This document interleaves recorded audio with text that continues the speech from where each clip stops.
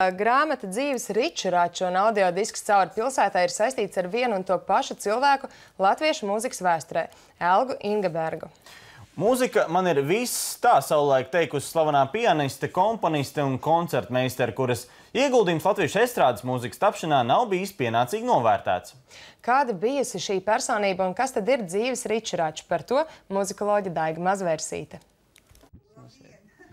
Šī vieta ir ļoti īpaša, pat labam šeit darbojas trešā režija Latvijas radio. No šejienes tiek raidīta pirmā programma, arī pat labam esam ēterā šobrīd Kruspunkts mums skan. Bet tieši šajā telpā skanēja rīta vingrošanas. Visus šos garos gadus, no 1947. līdz 88. gadam, Elga Igenberga bija koncertmeistara rīta vingrošanām, kur vingrojums rādīja un mācīja visiem docents Kārlis Liepiņš no Rīgas Politehniskā institūta. Un pirmos 10 gadus Elga Igenberga tiešām katru rītu cēlās 5:30 un nāca šeit, kur vienā no stūriem arī stāvēja klavieres un atskaņoja brīvi, improvizējot šos savus oriģinālos klavieru pavadījumus.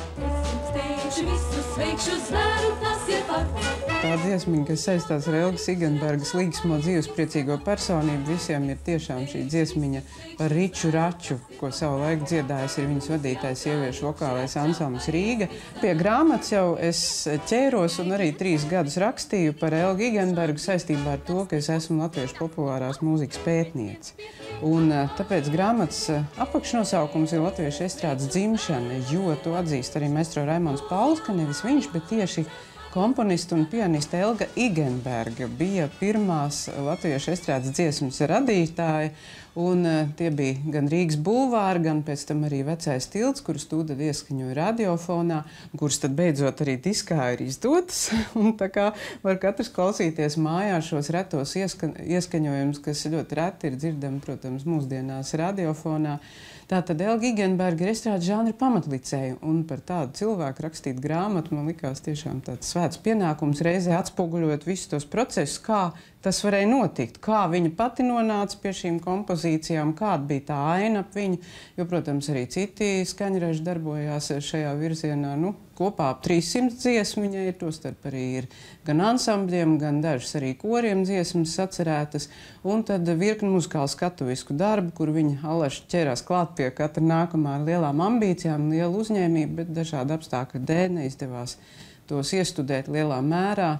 Manā izpratnē cilvēka personiskie pārdzīvojumi, tas, kas viss notiek viņa dzīvē, gan materiālie apstākļi, gan dažādi citi aspekti, nesaraujami ir saistīti ar to māksliniecisko radošumu, kāds arī Elgai Igenbergai izpaudās gan viņas pianistas, gan komponistas darbā. Tam noteikti ir nozīme, un tāpēc ir iedziļinājos visos materiālos, kādi vien bija pieejami.